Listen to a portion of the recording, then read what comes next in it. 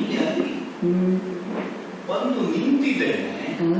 ಸಭಾಸದರ ಎಲ್ಲರ ಮುಖವನ್ನು ನಾನು ನೋಡಿದ್ರು ಯಾರೂ ನನ್ನನ್ನು ಮಾತನಾಡಿಸುವುದಿಲ್ಲ. ಉದ್ದೇಶಪೂರ್ವಕವಾಗಿ ನಿರ್ಲಕ್ಷಿಸಲ್ಪಟ್ಟ ಹಾಗೆ ಕಾಣ್ತಾ ಇದೆ. ನಮ್ಮ ದೇವರಿಗೂ ಹೆಸರುಂಟು ಪೂರ್ವ ಭಾಷೆ. ಎಷ್ಟು ದೊಡ್ಡವನಿರಲಿ ಎಷ್ಟು ಸಣ್ಣವನಿರಲಿ ನಮ್ಮ ಬಳಿಗೆ ಯಾರಾದರೂ ಬಂದ್ರು ಅಂತಾದ್ರೆ ನಾವು ಮೊದಲು ಮಾತಾಡಬೇಕು. ಅದೊಂದು ಸಂಸ್ಕಾರ. ಅಪರಿಚಿತನಾದವನಾದ್ರೂ ನಮ್ಮ ಮನೆಗೆ ಬಂದ್ರೆ ನೀನ್ ಯಾರಪ್ಪ, ನೀನ್ ಇಲ್ಲಿಂದ ಬಂದೆ, ನೀನ್ ಯಾಕೆ ಬಂದೆ ಅಂತ ಕೇಳಬೇಕಾದ್ದು ಮನೆಯ ಒಡೆಯನಾದವನ ಹೊಣೆಗಾರಿ. ನಾನು ಎಂತವನೇ ಆಗಿರ್ಲಿ, ನಾನೊಬ್ಬ ಕಪಿಯಾಗಿರ್ಲಿ, ಸಾಮಾನ್ಯನಾಗಿರ್ಲಿ, ನಾನು ಬಂದದ್ದು ರಾಮನ ಪಕ್ಷದಿಂದ ಹೌದಲ್ಲ. ಶಿವಭಕ್ತನಾದ ಜ್ಞಾನಿಯಾದಂತಹ ವೀರಮಣಿ ವಸನಾದಿಗಳನ್ನು ಧರಿಸಿದ ಆಭರಣಗಳನ್ನು ತೊಟ್ಟಂತಹ ಒಂದು ವಾನರ ತನ್ನ ಆಸ್ಥಾನವನ್ನು ಪ್ರವೇಶಿಸಿದಾಗ ಇದು ರಾಮನ ಪಕ್ಷದಿಂದಲೇ ಬಂದದ್ದು ಅಂತ ತಿಳಿಯದವನೇನು ಅಲ್ಲ. ಹಾಗಾದ್ರೆ ಇದರ ಹಿನ್ನೆಲೆ ಏನು? ಹಾಗಾಗಿ ಇದಕ್ಕೆ ವಂದನೆಯನ್ನು ಕೊಡಬೇಕಾದ ಅಗತ್ಯ ಇಲ್ಲ ಅನ್ನೋ ಭಾವದಿಂದ ತಾಟಸ್ಥ್ಯವನ್ನು ತಾಳದ ಹಾಗೆ ಕಾಣುತ್ತದೆ. ಈಗ ಅವರೇ ನಮ್ಮನ್ನು ಮಾತನಾಡಿಸುವ ಹಾಗೆ ಮಾಡಬೇಕಾದ ಹಾಗೆ ಅವರಿಗೆ ನೀವು ಯಾಕೆ ನನ್ನಲ್ಲಿ ಮಾತನಾಡುವುದಿಲ್ಲ ಅಂತ ಕೇಳುವುದಲ್ಲ, ನಮ್ಮದಾದ ರೀತಿ ನೀತಿ ಏನು ಉಂಟು ಅದನ್ನು ನೋಡಿಯೇ ಅವರು ನಮ್ಮಲ್ಲಿ ಮಾತನಾಡುವ ಹಾಗಾಗಬೇಕು. ಅದಕ್ಕೆ ಬೇಕಾಗಿ ಹೇಗೂ ನಮಗೆ ಸಂಕಲ್ಪ ಮಾಡಿದಾಗ ಬೇಕಾದಷ್ಟು ಉದ್ದಕ್ಕೆ ಬೆಳೆಯುವಂತಹ ಬಾಲ ಉಂಟು.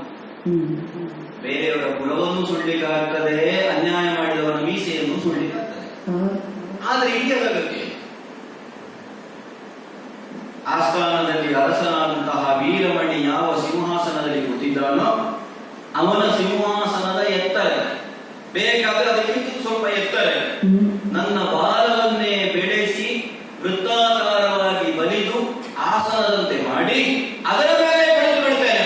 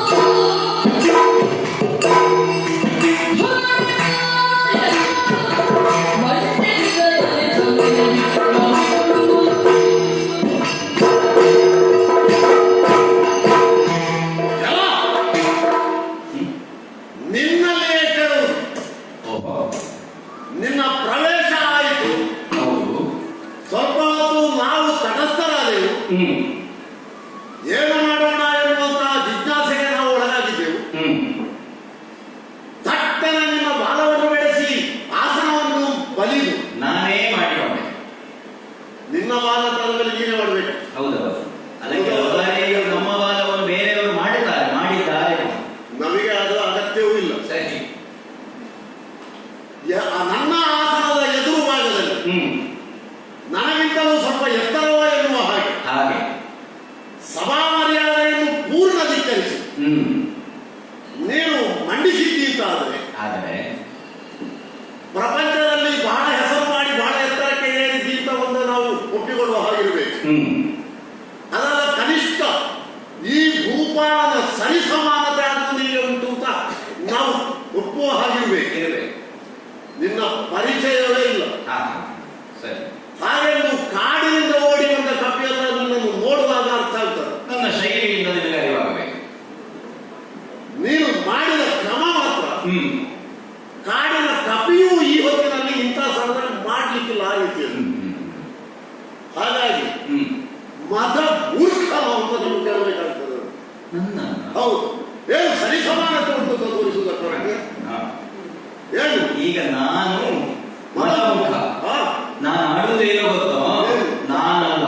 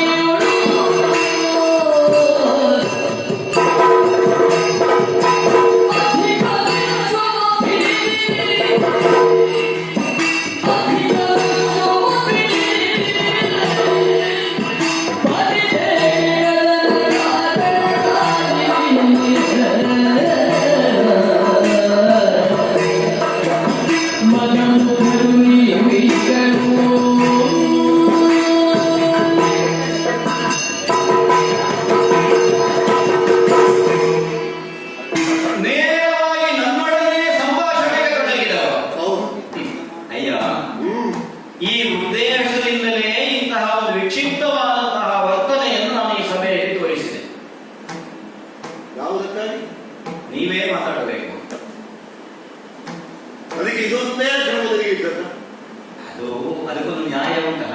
ಹೇಗೆ? ಒಂದು ಕೆಲಸವನ್ನು ನಾವು ಮಾಡಿದ್ರೆ ನಿನಗೆ ಇದೊಂದೇ ಇರುವುದು, ಬೇರೆ ಕಾರ್ಯ ಅಂತ ಯಾವ ಕೆಲಸ ಮಾಡಿದ್ರು ಪ್ರಶ್ನೆ ಬರ್ತದೆ. ಈಗ ಬೇರೆ ಏನಾದ್ರು ನಾನು ಮಾಡ್ತಿದ್ರೆ ನೀನು ಕೇಳಿದ್ರೆ ನಿನಗೆ ಇದನ್ನೇ ಮಾಡ್ಬೇಕು, ಬೇರೆ ಇಲ್ವ ಮಾಡ್ಲಿಕ್ಕೆ? ಇದು ಬೇರೆ ಕಡೆಯ ಹಾಗೆ ಅಲ್ಲ, ಇದು ಸಭೆ ಅಲ್ಲ. ಅಷ್ಟೇ ಅಲ್ಲ, ಇದು ಬೇರೆ ಕಡೆಯ ಹಾಗೂ ಅಲ್ಲ, ಕಡೆಯ ದಿಕ್ಕಿನ ಒಡೆಯ ಇರುವಂತಹ ಸಭೆ ಅಂತ ಗೊತ್ತುಂಟಲ್ಲ. ಬೇರೆ ಪ್ರವೇಶ ಮಾಡುವ ಕಾಲಕ್ಕೆ ನಿನ್ನನ್ನು ತಡೆಯಲಿಲ್ಲ.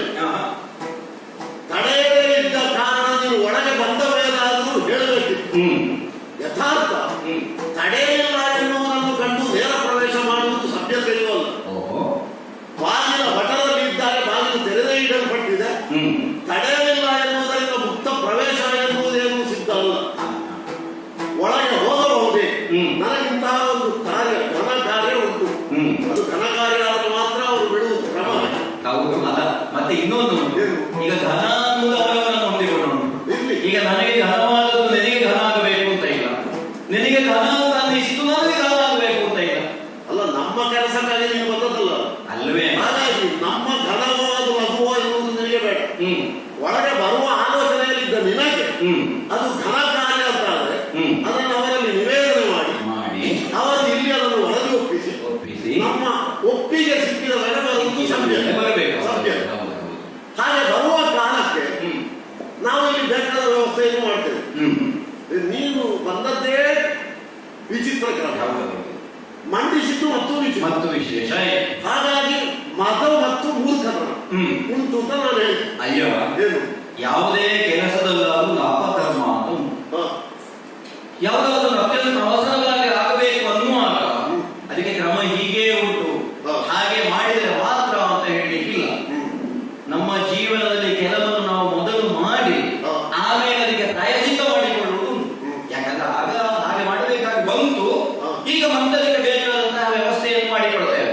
ಅಯ್ಯ, ಮಾತನಾಡುವ ಶೈಲಿಯಲ್ಲಿ ನೀನು ಅರಸ ಅಂತ ಗೊತ್ತಾಯಿತು. ಅರಸನೇ ಮಾತ್ರವಲ್ಲ, ನನ್ನ ಕುರಿತಾಗಿ ಮದಮುಖ ಮೂರ್ಖ ಅನ್ನುವಂತಹ ಆಕ್ಷೇಪವನ್ನು ಮಾಡಿದೆ. ಈಗ ಯಾವ ವರ್ತನೆಯನ್ನು ನಾನಿಗೆ ತೋರಿಸಿದನೋ ಅದರಿಂದಾಗಿ ನಿನ್ನ ಸಭೆಯಲ್ಲಿರುವ ಯಾವನೇ ಒಬ್ಬ ಸಭಾಸದಲ್ಲಿ ಅನ್ಯಾಯವಾಗಿ ಅಥವಾ ಹಿಂಸೆಯಾಗಿ ಆಗಲಿಲ್ವಲ್ಲ, ಅದು ನಿನ್ನ ಗ್ರಹಿಕೆ. ಪೂರ್ಣ ಸಭೆಗೆ ಹಿಂಸೆ ಆಗಿದೆ. ಸಭೆ ನಾವು ಯಾವ ಮುಖ್ಯ ಉದ್ದೇಶದಿಂದ ಇಲ್ಲಿ ನೆರೆಗಿದ್ದೇವೆ ಅದರ ಕಲಾಪಕ್ಕೆ ನಿನ್ನ ಪ್ರವೇಶದಿಂದಲೇ ತೊಡಕಾಗಿದೆ. ಒಬ್ಬರಿಗೆ ಅನ್ಯಾಯ ಆಗುವುದು ಎನ್ನುವುದು ಇಲ್ಲಿ ವಿಚಾರವೇ ಇಲ್ಲ. ಇದು ಸಮಷ್ಟಿ, ಇಲ್ಲಿ ವ್ಯಕ್ತಿ ಧರ್ಮ ಇಲ್ಲ. ಸಭೆ ಎನ್ನುವಲ್ಲಿ ಸಮಷ್ಟಿ ಧರ್ಮ. ಸಮಷ್ಟಿಗೆ ತೊಂದರೆ ಆಗಿದೆ, ಆದ್ದರಿಂದಲೇ ನಮಗೆ ಸಿಟ್ಟು ಬಂದದ್ದು. ನಾನು ಅದೇ ಕಾರಣಕ್ಕೆ ಇಲ್ಲಿಗೆ ಬಂದವ. ನಿಮ್ಮದಾದಂತಹ ವರ್ತನೆಯಿಂದ ಸಮಸ್ತ ಜಗತ್ತಿಗೆ ಹಿಂಸೆ, ಜಗತ್ತಿಗೆ ತೊಂದರೆ ಆಯ್ತಲ್ಲ. ಜಗತ್ತಿಗೆ ನಮ್ಮ ವರ್ತನೆ, ನಿನ್ನ ನೀನು ಹೇಳಿದ ಹಾಗೆ ಪ್ರತಿಯೊಂದು ನಮ್ಮಲ್ಲಿ ಸಮಷ್ಟಿ. ಈಗ ನಿನ್ನ ಇಬ್ಬರು ಮಕ್ಕಳೇ ಕೊನೆಯನ್ನು ಕಟ್ಟಿ ಹಾಕಿದ್ದಾರೆ ಅನ್ನುವಂತಹ ವರ್ತಮಾನ ನಮಗೆ ಗೊತ್ತಾಗಿದೆ. ಈಗ ಮಕ್ಕಳು ಕಟ್ಟಿ ಹಾಕಿದ್ದಾರೆ ಅಂದ್ರೆ ತಂದೆ ಅನುಮತಿ ಇದ್ದೇ ಅವರು ಕಟ್ಟುವುದು ಖಂಡಿತ. ನಿನ್ನಗೆ ನಾನು ಆಡ್ತೇನೆ, 14 ಲೋಕಕ್ಕೆ ಒಡೆಯನಾದ ಪರಮ ಪರಾಕ್ರಮಿಯಾದಂತಹ ಪ್ರಭು ರಾಮಚಂದ್ರನ ಕುದುರೆಯನ್ನು ಕಟ್ಟಿ ಹಾಕುವ ಮೂಲಕ ಜಗತ್ತಿಗೆ ಹಿಂಸೆಯನ್ನು ಮಾಡಿದವರು ನೀನು. ಹಾಗಾದ್ರೆ ಮದಮಕ್ಕಳು ಅಂತ ಹೇಳಬೇಕಾದ್ದು ನನ್ನನ್ನು ನಿಮ್ಮನ್ನು. ಇದು ಮತ್ತು ವಿಚಿತ್ರ.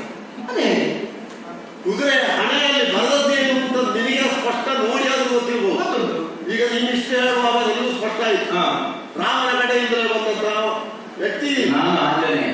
ನಿನ್ನ ಮುಖ ಸರಿಯಾಗಿ ನೋಡುವಾಗ ನೀನು ಆಂಜನೇಯ ಎನ್ನುವುದನ್ನು ನಾನು ಒಪ್ಪಿಕೊಳ್ಳುವ ಹಾಗೆ. ಹೌದು. ಹಾಗಾಗಿ ನಿನ್ನಲ್ಲಿ ನಾನು ಹಣೆಲಿಖಿತದ ಬಗ್ಗೆ ಪುನರಪಿ ಹೇಳಬೇಕಾಗಿ ಇಲ್ಲವೇ ಈ ಹಿಂದೆಯೂ ಕೆಲವರನ್ನು ಕಟ್ಟಿದ್ರಂತೆ. ಯಾರು ಬೇಕಾದರೂ ಕಟ್ಟಬಹುದು, ಬಲ್ಪುಳ್ಳವರು ಕಟ್ಟುವುದು ಅನುಮಾನವೇ. ಕಟ್ಟಿದ ಮೇಲೆ ಕಾದಾಟಕ್ಕೆ ಸಿದ್ಧರಾಗುವುದು. ಕಟ್ಟಿದವರು ಮಹಾಮೂರ್ಖರು ಅಂತ ಅಲ್ಲಿ ಕಡೆಯಲ್ಲಿ ಇಲ್ಲವೇ ಇಲ್ಲ. ಕಟ್ಟುವಲ್ಲಿ ಮೂರ್ಖತನವ ಸಭ್ಯತೆಯೋ ಎನ್ನುವುದು ಮಾನದಂಡವೂ ಅಲ್ಲ. ಕಟ್ಟುವಲ್ಲಿ ಪರಾಕ್ರಮ ಸಂಪನ್ನತೆ, ಪರಾಕ್ರಮಹೀನತೆ ಅದು ಮಾನದಂಡ. ಕಟ್ಟಿದ್ದಾನೆ ಎನ್ನುವಲ್ಲಿಗೆ ಅವ ಪರಾಕ್ರಮ ತೋರ್ಪಡಿಸುವಲ್ಲಿ ವಿಫಲನಾದರೆ ಆಮೇಲೆ ಶರಣಾಗತನಾಗುತ್ತಾನೆ. ಹೌದು, ಯುದ್ಧದಲ್ಲಿ ಸೋತವರು ಉಂಟಾಗ್ತದೆ. ಅದು ಕ್ಷತ್ರಿಯ ಧರ್ಮಕ್ಕೆ ಉಚಿತವಾದ ಅಲ್ಲಿ ಮೂರ್ಖತನ ಎನ್ನುವುದಕ್ಕೆ ಅವಕಾಶ ಇಲ್ಲ. ಇಲ್ಲವೇ ಇಲ್ಲ, ಮೂರ್ಖತನ ಅಂತ ನಾನು ಹೇಳೂ ಇಲ್ಲ. 14 ಲೋಕದ ಎತ್ತರಕ್ಕೆ ಏರಿದ ರಾಮನ ಅಶ್ವವನ್ನು ಕಟ್ಟಿದ ನಾವು ಮದ ಮುಖರು ಅಂದ್ರೆ ನಿಮ್ಮಲ್ಲಿ ಅಹಂಕಾರ ಗರ್ವ ಅಂತ ಸ್ವಲ್ಪ ಹೆಚ್ಚು ಉಂಟು ಅಂತ ಹೇಳಿದ್ದಾರೆ. ನಮ್ಮಲ್ಲಿ ಅಹಂಕಾರ ಇದ್ರೆ ಮಾತ್ರ ಕಟ್ಟಬೇಕು ಅಂತ ಇಲ್ಲ. ಅಹಂಕಾರದ ಶಬ್ದವೇ ಅಲ್ಲಿ ಇಲ್ಲ. ಪಂಪುಳ್ಳವರು ಕಟ್ಟುವುದು ಸರಿಯಪ್ಪ, ಪಂಪು ಉಂಟು, ಕಟ್ಟಿದೆ. ಕಟ್ಟಿದ್ದೇ ತಪ್ಪು ಎನ್ನುವ ಮಕ್ಕಳೇ ಬರಹದಲ್ಲಿ ಇಲ್ಲ. ಬರಹದಲ್ಲಿ ಎಲ್ಲವನ್ನು ಬರೆಯಲಿಕ್ಕೆ ಆಗದ ಪುಣ್ಯಾತ್ಮ. ನೀನು ಅರಸಲ್ವ ಇಲ್ಲಿ. ಅಶ್ವಮೇಧದ ಕುದುರೆಯನ್ನು ಬಿಡುವಾಗ ಅದರ ಹಣೆಯಲ್ಲಿ ಹೇಗೆ ಬಲಿಬೇಕು, ಯಾಕೆ ಬಲಿಬೇಕು ಅನ್ನೋದು ನಿನಗೆ ಗೊತ್ತಿಲ್ಲ. ನೀನು ಹೇಳುವುದು ಯಾಕೆ ಗೊತ್ತಾ ಇಲ್ಲ. ನೀನು ಎತ್ತರಕ್ಕೆ ಏರಿ ಕುಡಿತ ಕಾರಣ ನಿಮ್ಮನ್ನು ಮದಮುಖ ಅಂತ ನಾವು ಹೇಳಿದ್ದಕ್ಕೆ ಪ್ರತಿಯಾಗಿ ನಾವು ಮದಮುಖರು ಅಂತ ಹೇಳುವ ಸಂದರ್ಭದಲ್ಲಿ ಕುದುರೆ ಕಟ್ಟಿದ್ದೇ ಕಾರಣ ಅಂತ ನೀವು ಹೇಳ್ತೀವಿ. 14 ಈಗ ಅದು ಯಾಕೆ ನಾನು ಆಡಿದೆ. ಈಗ ಬಲ್ಪು ಉಳ್ಳವರು ಸಾಮಾನ್ಯ ಉದಾಹರಣೆ ತೆಗೆದುಕೊಳ್ಳುವುದಿದ್ರೆ ಕೆರೆಯಲ್ಲಿ ನೀರು ಉಂಟು, ಹೌದಲ್ಲ, ಸರೋವರದಲ್ಲೂ ನೀರು ಉಂಟು, ಹೊಳೆಯಲ್ಲೂ ನೀರು ಉಂಟು, ಸಮುದ್ರದಲ್ಲೂ ನೀರು ಉಂಟು. ಒಂದು ಕೆರೆ ನನ್ನಲ್ಲಿ ನೀರು ಉಂಟು, ಹಾಗಾಗಿ ನಾನು ಸಮುದ್ರಕ್ಕೆ ಸಮಾನ ಅಂತ ಹೇಳಿದ್ರೆ ನನ್ನ ಅಹಂಕಾರ ಅಂತ ಹೇಳಬೇಕಷ್ಟೇ. ಹಾಗಾಗಿ 14 ಜಗತ್ತಿನಲ್ಲೂ ಮಾನ್ಯನಾದ ಪರಾಕ್ರಮಿಯಾದಂತಹ ರಾಮನ ಕುದುರೆಯನ್ನು ಕಟ್ಟುವ ಮೂಲಕ ಸಮುದ್ರದಷ್ಟೇ ನಾನು ಅಂತ ಒಂದು ಕೆರೆ ಹೇಳಿದ ಹಾಗಾಯಿತು ಅಂತ ನಾನು ಮಾಡಿದ್ದಷ್ಟೇ. ಅಲ್ಲ, ನಿನ್ನಲ್ಲಿ ಕೇಳಬಹುದು, ಈಗ ಕೇಳಬಹುದು. ಏನು 14 ಲೋಕದ ಎತ್ತರಕ್ಕೆ ಏರಿದ ರಾಮ ದೇವದೇವೋತ್ತಮ ಅಂತ ಅವನನ್ನೇ ಸ್ವಯಂ ಘೋಷಣೆ ಮಾಡ್ತಾನೆ ಅಂತ ಅದು ಸ್ವಯಂ ಘೋಷಣೆ ಮಾಡಲಿಲ್ಲ, ಒಪ್ಪಿದ್ದಾನ ಇಲ್ಲ. ಹಾಗಾದ್ರೆ ಅವನು ಒಪ್ಪದಂತಹ ಲಿಖಿತ ಕುದುರೆ ಹಣೆಯಲ್ಲಿ ಬರೆಯಲ್ಪಟ್ಟಿದ್ದ. ಹೌದು, ಬರೆಯಲ್ಪಟ್ಟಿದೆ. ರಾಮನಿಗೆ ಗೊತ್ತಿಲ್ಲದ ಹಾಗೆ ರಾಮನ ಒಪ್ಪದಿದ್ದದ್ದು ನಿಮ್ಮ ರಾಮನ ಕುದುರೆಯ ಹಣೆಯಲ್ಲಿ ಉಂಟುತ್ತಾರೆ. ಮೂರ್ಖತನ ನಿಮ್ಮಲ್ಲಿ ಹೊರಡುವಾಗಲೇ ಉಂಟುತ್ತಾರೆ. ವಸಿಷ್ಠರು ಮೂರ್ಖರು ಅಂತ ನೀವು ಹೇಳಿದ್ರೆ ನನ್ನ ಆಕ್ಷೇಪ ಇಲ್ಲ. ನನಗೆ ವಸಿಷ್ಠರ ಬಗ್ಗೆ ನನಗೆ ಬೇಡ. ಸರಿ, ವಸಿಷ್ಠರನ್ನು ಅದು ಚಿತ್ರಣ ಕಾಣುವ ಹಾಗಿಲ್ಲ. ಮತ್ತೆ ಇನ್ನೊಂದು ನಾನು ಹಣೆಯಲ್ಲಿ ಬರ್ತದಲ್ಲ, ನೀನು ಬರದಂತ ನಾನು ಹೇಳುವುದಿಲ್ಲ. ರಾಮನ ಅಶ್ವಮೇಧ ಅದರ ಹಯ ನಾವು ಬಂಧಿಸಿದ್ದೇವೆ ಯಾಕೆ ಎನ್ನುವುದಕ್ಕೆ ನೀನು ಹೇಳಿದ್ದಕ್ಕಿಂತಲೂ ವಿಶೇಷತೆ ಜಾಸ್ತಿಯಲ್ಲಿ ಉಂಟು ಬರ್ಕೊಂಡು. ಹಾಗಾಗಿ ದೇವದೇವೋತ್ತಮ ಕುದುರೆ ನಮ್ಮ ಪುರಕ್ಕೆ ಬಂದ್ರೆ ನಮ್ಮ ಪುರದಲ್ಲಿ ಒಬ್ಬ ದೇವ ಮೊದಲೇ ನಮ್ಮ ಭಕ್ತಿಗೆ ಗೊತ್ತಾಯ್ತು. ಹಾಗಾಗಿ ನಾವು ಮೂರ್ಖರು ಅಂತ ನೀವು ಹೇಳಿದ್ರೆ ನಮಗೆ ಬಹಳ ಕಷ್ಟ ಆಗ್ತದೆ. ಅದನ್ನು ಹೇಳೋದಿಲ್ಲ ಅಂತ. ಈಗ ಮೂರ್ಖರು ಅಂತ ಹೇಳಿದ್ರೆ ಮದ ಮುಖರು ನೀವು ಅಂತ ಹೇಳಿದ್ರೆ ಅಹಂಕಾರಿಗಳು. ಸಜ್ಜನರ ಬುದ್ಧಿಯ ನಾವು ಸಜ್ಜನರು ಬುದ್ಧಿಯ ಈಗ ಸರಿಯಾಗಿದೆ ವಿಷಯ. ನಿಮ್ಮ ಶಬ್ದಕ್ಕೆ ಅದಕ್ಕೆ ಧ್ವನಿ ಯಾವುದು ಅಂತ ನನಗೂ ಮುಖ್ಯ ಬೇಕು. ಸರಿ, ಸಜ್ಜನರು ಅಂತ ನೀವು ಒಪ್ಪುತ್ತೀಂತ ನನ್ನ ಆಕ್ಷೇಪ ಇಲ್ಲ. ಸರಿ, ಸಜ್ಜನರಲ್ಲ ಅಂತ ಹೇಳಿದ್ರೆ ಮೂರ್ಖರು. ಈಗ ನಿಮ್ಮನ್ನು ದುಷ್ಟರು ಅಂತ ಹೇಳುವಲ್ಲಿಯೂ ಮದಮುಖರು ಅಂತ ಹೇಳುವಲ್ಲಿ ವ್ಯತ್ಯಾಸ ಉಂಟು. ಒಬ್ಬನೇ ವ್ಯಕ್ತಿ ಒಂದು ದಿನದ ಹಾಗೆ ಇನ್ನೊಂದು ದಿನ ಇರುವುದಿಲ್ಲ. ಒಬ್ಬನನ್ನು ನಾವು ಸಜ್ಜನ ಅಂತ ಹೇಳಿದ್ರು, ವ್ಯಕ್ತಿತ್ವದಿಂದ ಇನ್ನೊಬ್ಬನಿಗೆ ಹಾನಿಯನ್ನು ಮಾಡದೇ ಇದ್ರು, ಒಟ್ಟಾಗಿ ಕೆಲವರಿಗೆ ಅಹಂಕಾರ ಒಂದು ಕ್ಷಣದಲ್ಲಿ ಪ್ರಕಟ ಆಗುವುದು. ಹರಿಯುವಂತಹ ನದಿಯ ಜೀವನ ಆದಾಗ ಅದರ ಆ ಬದಿಯಲ್ಲಿ ಈ ಬದಿಯಲ್ಲಿರುವವರಿಗೆ ಕುಡಿಯುವುದಕ್ಕೂ ನೀರು ಬೇಕು, ಸ್ನಾನಕ್ಕೂ ಬೇಕು, ಅವರು ಮಾಡಿದಂತಹ ಕೃಷಿಗೂ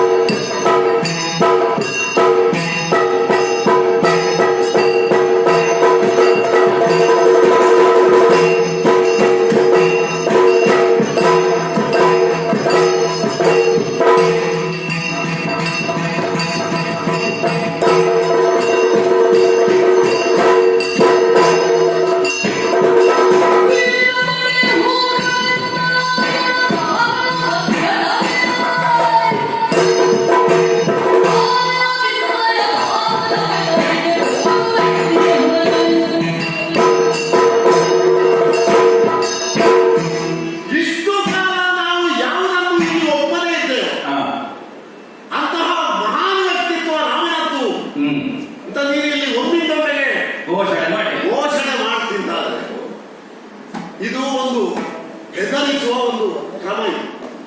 ಓ ಹಾ. ಅಪರಿಚಿತರಿಂದ ತುಂಬಿದ ಸ್ಥಳದಲ್ಲಿ ಹ್ಮ್. ಒಬ್ಬನ ವ್ಯಕ್ತಿತ್ವವನ್ನು ಬಹಳಷ್ಟು ಎತ್ತರಕ್ಕೆ ಏರಿಸಿ ಹ್ಮ್. ಅವನ ವಿರುದ್ಧವಾಗಿ ಯಾರು ನಿಂತಿದ್ದಾರೆ ಹ್ಮ್. ಅವರೆಲ್ಲ ಬೇಡದ ಕೆಲಸ ಮಾಡ್ತಾರೆ ಅಂತ ತಿರಸ್ಕರಿಸುವುದುಂಟಲ್ಲ, ಹ್ಮ್. ಅದು ಒಮ್ಮಿಂದೊಮ್ಮೆಗೆ ಹ್ಮ್. ಅನೇಕರಿಗೆ ಭೀತಿ ಹುಟ್ಟಿಸುವುದಕ್ಕೆ ಕಾರಣ ಆಗ್ತದೆ. ಹಾ. ಒಂದು ಉದಾಹರಣೆ ಹೇಳು. ಯಾವುದು? ಮುಸ್ಸಂಜೆಯ ಹೊತ್ತಿನಲ್ಲಿ ಹ್ಮ್. ಒಬ್ಬ ಮನೆಯಿಂದ ಹೊರಗೆ ಹೋಗುವ ಕಾಲಕ್ಕೆ ಹ್ಮ್. ಬೆಳಕಿನ ವ್ಯವಸ್ಥೆ ಕೈಯಲ್ಲಿ ಇಲ್ಲ. ಹ್ಮ್. ಆ ದಾರಿಯಲ್ಲಿ ಬಂದವ ಅವನನ್ನು ಹೆದರಿಸುವುದಕ್ಕಾಗಿ ಹ್ಮ್. ಅಥವಾ ಯಾವುದೋ ಉದ್ದೇಶದಿಂದ ಹ್ಮ್. ಸ್ವಲ್ಪ ದೂರದಲ್ಲಿ ದೊಡ್ಡ ಹಾವೊಂದು ಬಿದ್ದುಕೊಂಡುಂಟು ಹ್ಮ್. ಅಂತ ಹೇಳಿದ್ರೆ ಸಾಕು, ಹ್ಮ್. ಇವ ನಡೆಯುವ ಗತಿ ಹ್ಮ್. ಬಹಳ ನಿಧಾನ ಆಗ್ತದೆ. ಆಗ್ತದೆ, ಆಗ್ತದೆ. ಇವನಿಗೆ ಬೆಳಕಿಲ್ಲದ ಕಾರಣ ಇವ ಹುಡುಕಿ ಹೋಗ್ತಾನೆ ಹಾವೆಲ್ಲಿ ಉಂಟು. ಹಾ. ಯಥಾರ್ಥಾಗಿ ಇತ್ತೋ ಇಲ್ವೋ ಎನ್ನುವ ವಿಷಯ ಅಲ್ಲ. ಸರಿ. ಪೂರ್ವಭಾವಿಯಾಗಿ ಅವರಲ್ಲಿ ತುಂಬಿಸಲ್ಪಟ್ಟ ಹೆದರಿಕೆ ಮತ್ತೆ ಪಕ್ಕದಲ್ಲಿ ಒಂದು ಹಗ್ಗವನ್ನು ನೋಡಿದ್ರು ಅದು ಹಾವು ಅಂತಲೇ ಭ್ರಮಿಸ್ತಾರೆ. ಭ್ರಮೆಗೆ ಒಳಗಾಗುವ ಸಾಧ್ಯತೆ ಉಂಟು. ಅದಕ್ಕೆ ಹಿನ್ನೆಲೆ ಏನು ಅಂತ ಕೇಳಿದರೆ, ಏನು? ಈ ಹೋಗುವ ವ್ಯಕ್ತಿ ಕಾಣದೇ ಇದ್ದ, ಹ್ಮ್. ಬಂದ ವ್ಯಕ್ತಿ ಖಂಡಿತವೋ ಇಲ್ವೋ ಎನ್ನುವ ವಿಚಾರ ಗೊತ್ತಿಲ್ಲದೆ ಇರುವ ಹೌದು. ಆ ಸಂದರ್ಭದಲ್ಲಿ ದಾರಿಯಲ್ಲಿ ಹಾವೊಂದು ಉಂಟು ಅಂತ ಹೆದರಿಸಿದ ಹೆದರಿಕೆಯೇ ಕಾರಣ. ಹ್ಮ್. ಈಗ ನಮ್ಮ ದಾರಿಯಲ್ಲಿ ರಾಮ ಬರಲಿಕ್ಕಿದ್ದಾನೆ, ಮುಂದೆ ಬಂದವನು ಎನ್ನುವ ಪೂರ್ವಭಾವಿ ತೀರ್ಮಾನ. ಹ್ಮ್. ನಾವು ಅವನ ವಿರುದ್ಧ ನಿಂತರೆ, ಹೌದು. ಅವ ಬಹಳ ಶಕ್ತಿವಂತ, ಹೌದು. ಬಹಳಷ್ಟು ಹೇಳಿದವ, ಹೌದು. ಹಾಗಾಗಿ ನಿಮ್ಮದ್ದು ಇದು ಅಂತ್ಯ ಎನ್ನುವ ಕ್ರಮದಲ್ಲಿ ನಿಮ್ಮ ಮಾತು. ಅಂದ್ರೆ ಅವನ ಕುದುರೆಯನ್ನು ಕಟ್ಟಿ ನೀವು ಸುಮ್ಮನೆ ಹಾಳಾಗ್ತೀರಿ ಅಂತ ಅಷ್ಟೇ. ಅವರು ಹಾಳಾಗ್ತಿತ್ತು ನೀನು ಹೇಳು. ನಾನಿಲ್ಲಿ. ನಮಗೆ ಸ್ವಲ್ಪ ಅದರಲ್ಲಿ ಕೇಳಿದ ವಿಮರ್ಶೆ ಮಾಡಿದ ವಿಚಾರ ಸಿಗಬೇಕೇ ಬೇಡ. ಯಾವುದು? ಈಗ ಹಾವು ಇತ್ತು ಅಂತ ಹೇಳಿದ ವ್ಯಕ್ತಿಗೆ ಸಂಬಂಧಿಸಿ ಹಾ.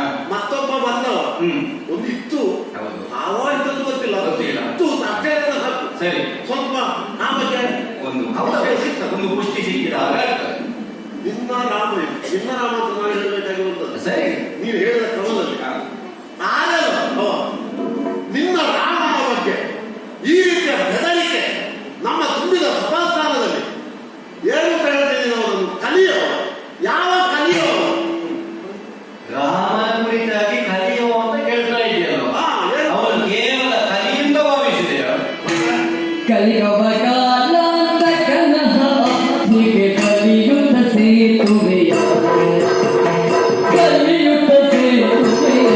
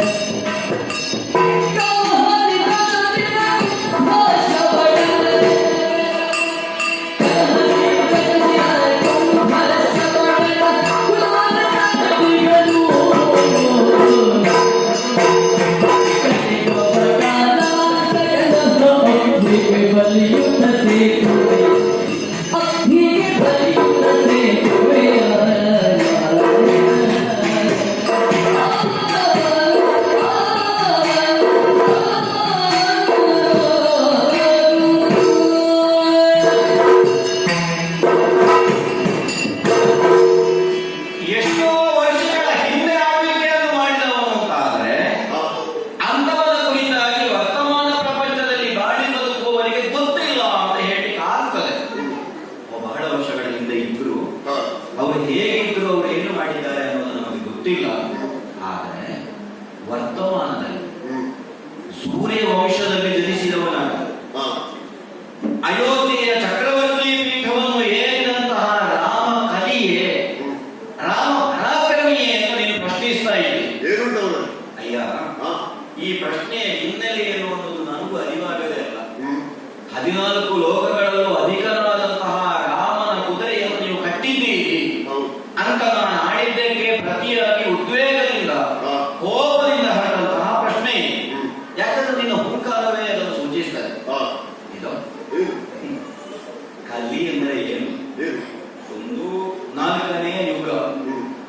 ತ್ರೇತೆಯಲ್ಲಿದ್ದೇವೆ, ದ್ವಾಪರ ಕಳೆದ ಮೇಲೆ ಕಲಿ ಬರ್ತದೆ. ಹೌದು. ಇನ್ನೊಂದು ಪರಾಕ್ರಮಿ ಅಂತ ಹ್ಮ್. ಹಾಗೆಂದು ಕಲಿಯುವುದು ಅಂತ ಅರ್ಥ ಉಂಟಲ್ಲ. ಹೌದು. ನೋಡಿ ತಿಳಿ ಮಾಡಿ ಕಲಿ. ಕ್ರಿಯಾಪದವ ನಾಮಪದವ ಎನ್ನುವುದರ ಮೇಲೆ ಎಲ್ಲ ದೃಷ್ಟಿಯಿಂದ ಹೌದೇ. ಹಾ. ರಾಮನ ಕುರಿತಾಗಿ ತಿಳಿಯದೆ ನೀನು ಕೇಳಿದ್ದಲ್ಲ ಅನ್ನುವುದಕ್ಕಾಗಿ ಸೂಕ್ಷ್ಮವಾಗಿ ನಿನಗೆ ನಾನು ಆಡ್ತಾ ಇದ್ದೇನೆ. ಏನು? ಅಯೋಧ್ಯೆಯಲ್ಲಿ ದಶರಥ ಹಾಗೂ ಕೌಸಲ್ಯರಿಗೆ ಪುತ್ರನಾಗಿ ಜನಿಸಿದಂತಹ ರಾಮ ಬಾಲ್ಯದಲ್ಲಿ ಕುಲಗುರುಗಳಾದ ಬ್ರಹ್ಮರ್ಷಿಗಳಾದಂತಹ ವಸಿಷ್ಠರಿಂದ ಅಭ್ಯಾಸವನ್ನು ಮಾಡಿದ ಮೇಲೆ ಹಾ. ಯಜ್ಞ ಸಂರಕ್ಷಣೆಯ ಕಾರಣಕ್ಕಾಗಿ ವಿಶ್ವಾಮಿತ್ರರು ಕರೆದುಕೊಂಡು ಹೋದಲ್ಲಿ ಪ್ರಪಂಚದಲ್ಲಿ ಅಸ್ತ್ರಗಳು ಅಂತ ಯಾವುದೆಲ್ಲ ಉಂಟು, ಹಾ. ಆ ಅಸ್ತ್ರಗಳಿಗೆಲ್ಲ ಅಧಿದೇವತೆ ಪರಮೇಶ್ವರ, ಅದನ್ನು ನೀನೇ ತಿಳಿದವರು. ಆ ಪರಮೇಶ್ವರನಿಂದ ವಿಶ್ವಾಮಿತ್ರರು ಎಲ್ಲವನ್ನೂ ಪಡೆದವರು. ಹಾ. ಅದೆಲ್ಲವನ್ನು ನಮ್ಮ ಪ್ರಭುವಾದಂತಹ ರಾಮಚಂದ್ರನಿಗೆ ಪ್ರದಾನ ಮಾಡಿದವರು. ಹ್ಮ್. ಹಾಗಾದ್ರೆ ಜಗತ್ತಿನಲ್ಲಿ ಅಸ್ತ್ರಗಳು ಹ್ಮ್. ಅದೆಲ್ಲ ರಾಮನ ಕೈವಶ, ಹಾ. ಸಜೀವಾಸ್ತ್ರಗಳ ಸಹಿತ. ಹ್ಮ್. ಆ ದೃಷ್ಟಿಯಿಂದ ವರ್ತಮಾನದ ಪ್ರಪಂಚದಲ್ಲಿ ಒಬ್ಬ ಕ್ಷತ್ರಿಯೋತ್ತಮನಾಗಿ ಮಾನವನಾಗಿ ಹಾ. ಚಕ್ರವರ್ತಿಯಾಗಿ ರಾಮನನ್ನು ಮೀರುವಂತಹ ಬಾಹುವಿಕ್ರಮ ಇನ್ನೊಬ್ಬನಿಲ್ಲ.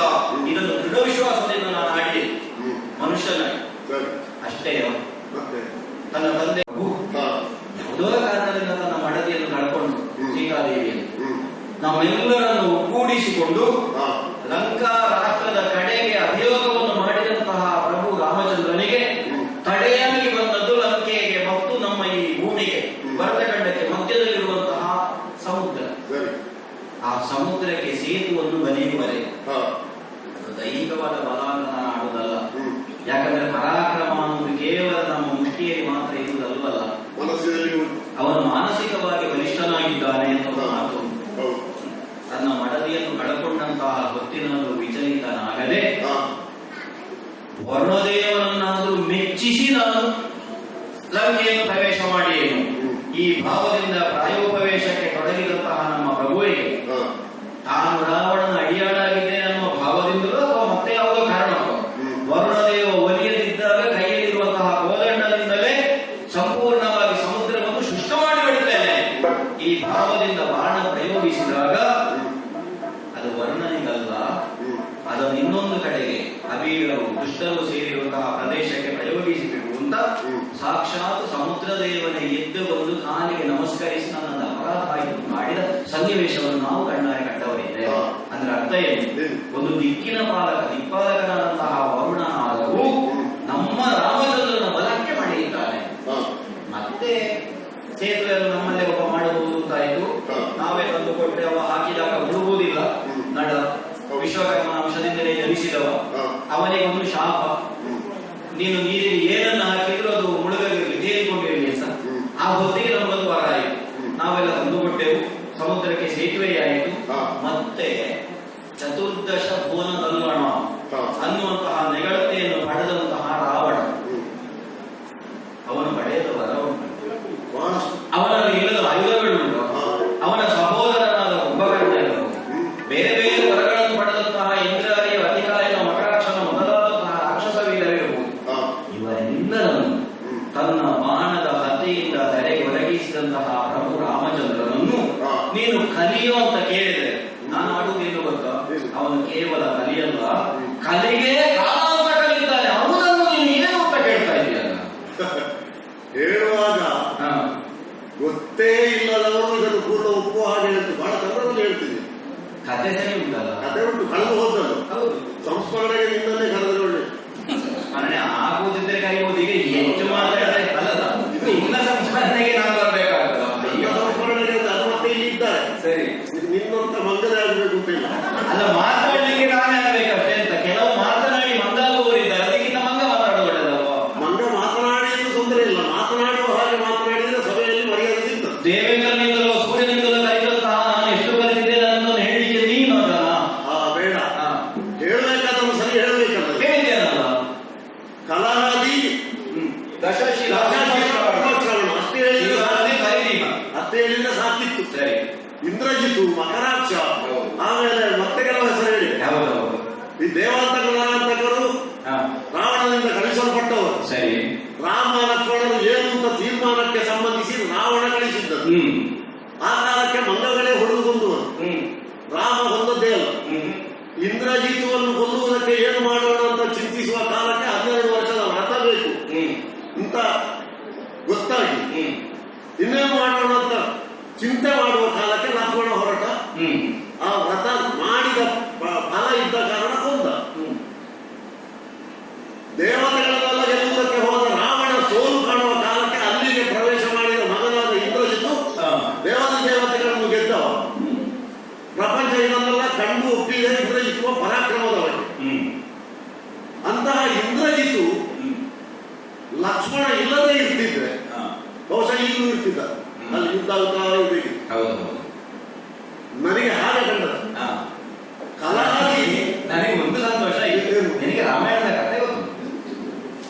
ಈಗ ನಾನು ಹೇಳದಿರುವುದನ್ನು ನೀನು ಹೇಳುತ್ತಿ ಅಂತ ಹೇಳಿದ್ರೆ ನೀನು ಗೊತ್ತಿದ್ದು ಕೇಳು. ನನಗೆ ಸಮಸ್ಯೆ ಆಗುತ್ತಿದೆ. ನಿದ್ದೆ ಬಂದವರನ್ನು ಎಬ್ಬಿಸುವುದು, ನಿದ್ದೆ ಬಂದಾಗ ಕಣ್ಮುಚ್ಚಿದವರನ್ನು ಕಷ್ಟ. ಆದ್ರೆ ನನಗೊಂದು ಸಮಾಧಾನ ಉಂಟು. ಏನು?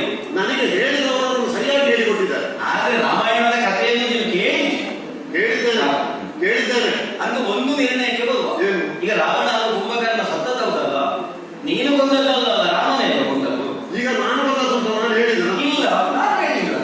ಇಂದ್ರಜಿತವನ್ನು ರಾಮ ಬಂದದ್ದು ಅಂತ ನೀನು ಹೇಳಿದೆಯಲ್ಲ. ಅಲ್ಲ, ಇವತ್ತೇನು ಮೊದಲಾದವರು ನನಗೆ ಕಂಡ ತೊಡಕನ್ನು ನಾನು ಹೇಳಿದ್ದು. ಅದರ ಅಗತ್ಯ ನಾನು ಹೇಳಬೇಕಾಗಿ ಬರ್ತದೆ. ಯಾಕೆ? ನನಗೆ ರಾಮನ ಬಗ್ಗೆ ಗೊತ್ತಿಲ್ಲದೆ ಇದ್ರೆ ನಾನು ಒಪ್ಪುವುದಿತ್ತು. ಸರಿ, ಆ ರೀತಿ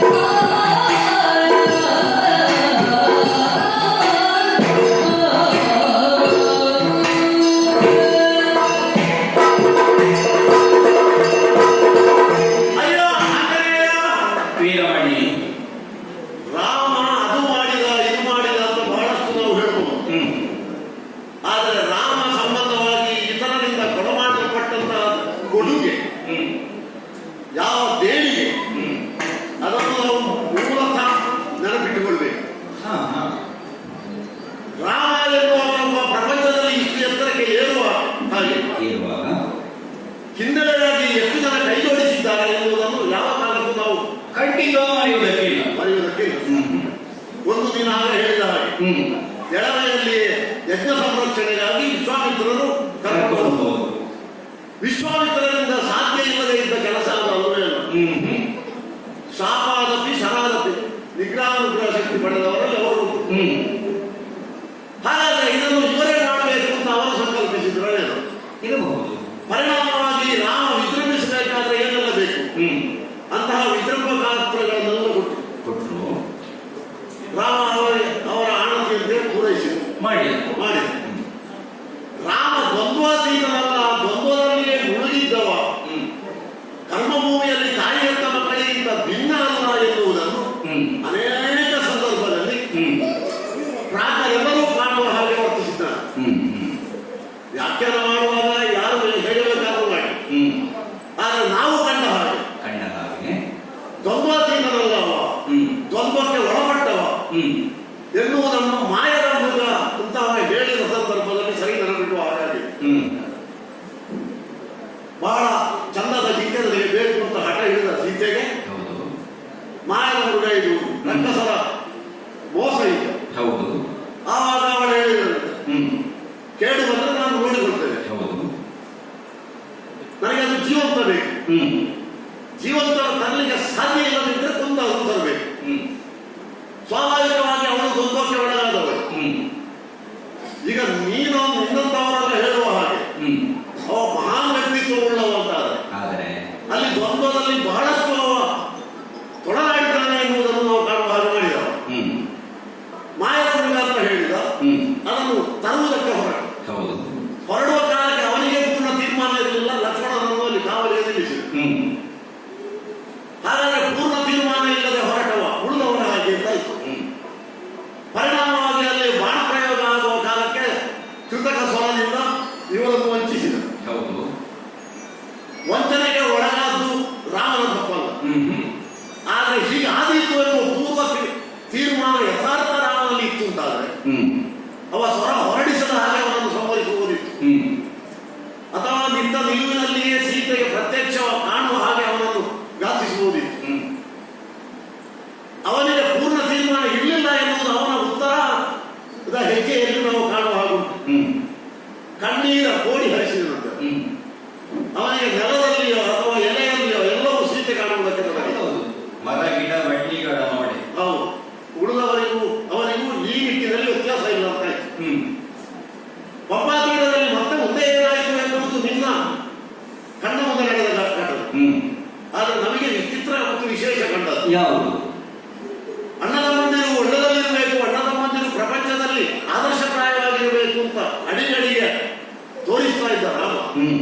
ಭರತನ ಸಂಬಂಧವಾಗಿ ಅಷ್ಟು ಎತ್ತರಕ್ಕೆ ಏರಿದವ. ಹ್ಮ್ ಕೊಂದು ಕೊಡುವೆ ವಾಲಿ ಅಂತ ಸುಗ್ರೀವನಲ್ಲಿ ಹೇಳಿದ. ಹೌದು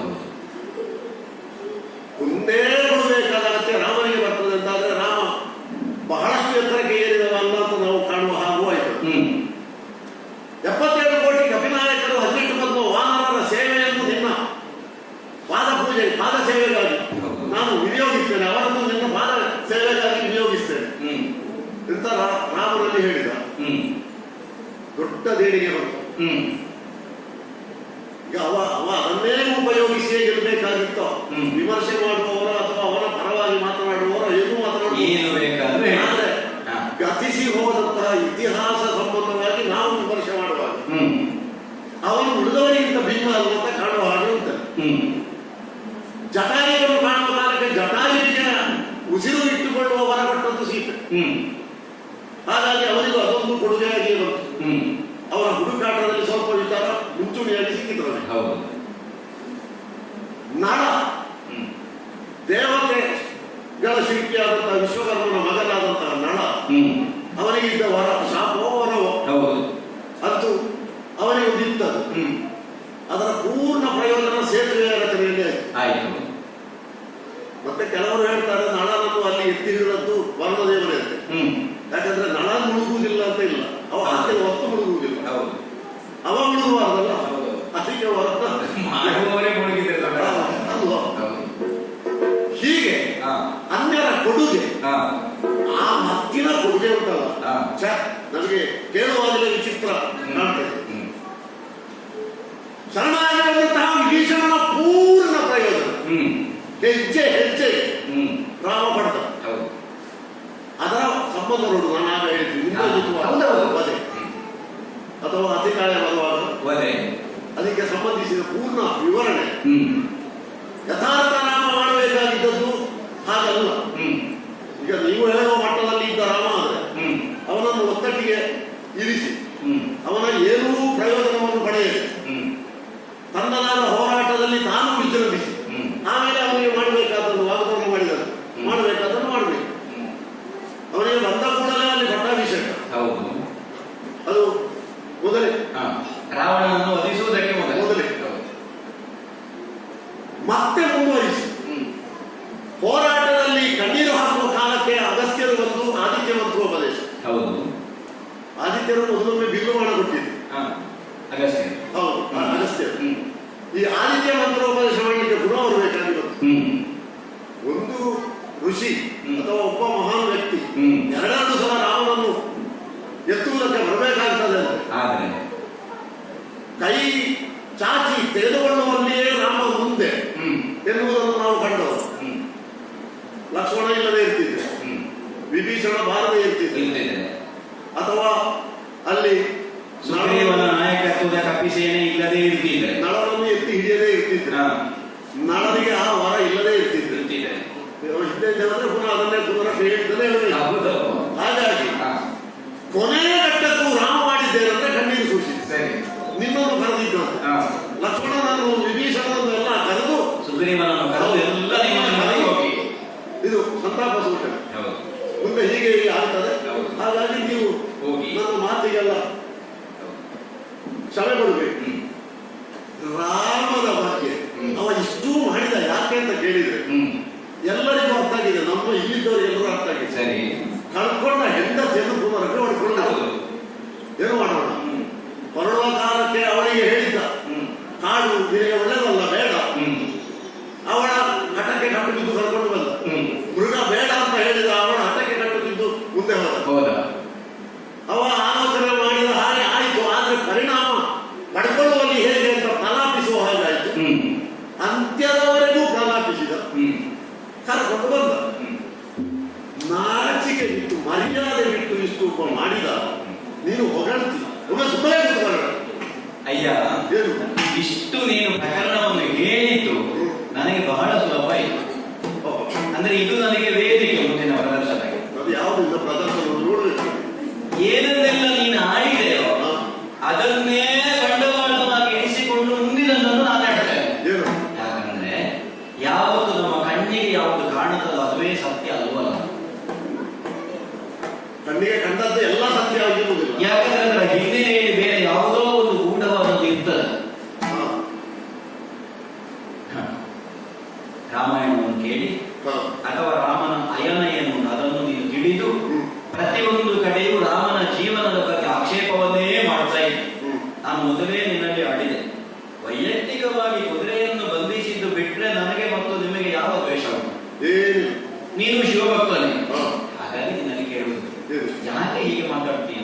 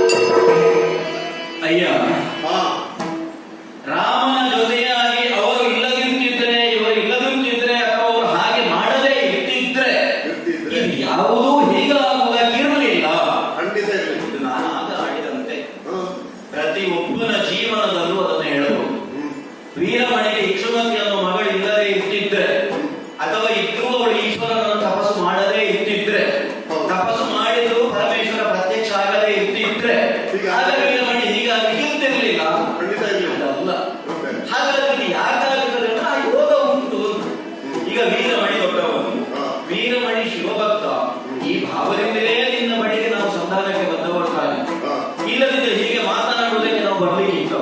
ಇಲ್ಲ. ಈ ಮೊದಲು ನಮ್ಮ ತಿರುಗಾಟದಲ್ಲಿ ಅನೇಕ ಮಂದಿ ಕುದುರೆಯನ್ನು ಕಟ್ಟಿ ಹಾಕಿದವರಿದ್ದು ಹಾ. ಅವರ ಜೊತೆಗೆಲ್ಲ ಹೋರಾಟ ಮಾಡಿ ಅವರನ್ನು ಸೋಲಿಸಿದ್ದೇವೆ, ಕೆಲವರನ್ನು ಕೊಂದಿದ್ದೇವೆ, ಹಾ. ಕೆಲವರು ಶರಣಾಗತರಾದಾಗ ಅವರನ್ನು ಒಡಗೂಡಿಕೊಂಡಿದ್ದೇವೆ, ಹಾ. ಕೆಲವರಿಗೆ ವಿಶೇಷವಾದಂತಹ ಅನುಗ್ರಹವನ್ನು ನಮ್ಮ ಸೇನಾಧಿಪತಿಯಾದ ಶತ್ರುಘ್ನ ಮಾಡಿದ್ದಾನೆ. ಇಂತಹ ಹಿನ್ನೆಲೆ ಇರುತ್ತಾ ಹಾ. ವೀರಮಣಿಯ ಬಳಿಗೆ ವಿಶೇಷವಾಗಿ ಸಂಧಾನಕ್ಕೆ ಹೋಗುವಂತ ಶತ್ರುಘ್ನನಲ್ಲಿ ಆಡುವಲ್ಲಿಯೇ ಹಾ. ನೀನು ಸಾಮಾನ್ಯನಲ್ಲ, ಹ್ಮ್. ಭಕ್ತನಿದ್ದಿ, ಹ್ಮ್. ಜ್ಞಾನಿ ಇದ್ದಿ, ಹಾ. ಈ ಭಾವದಿಂದಲೇ ಬಂದವನು. ಓ. ಹಾಗಾಗಿ ನಾನು ಕೇಳುವುದು, ಏನು? ನೀನೇನು ಮೂಢನು, ನೀನೇನು ಮೂರ್ಖನು, ಹಾ. ಯಾಕಿದನ್ನು ಆಡುತ್ತೇನೆ? ಹ್ಮ್. ಪ್ರಪಂಚ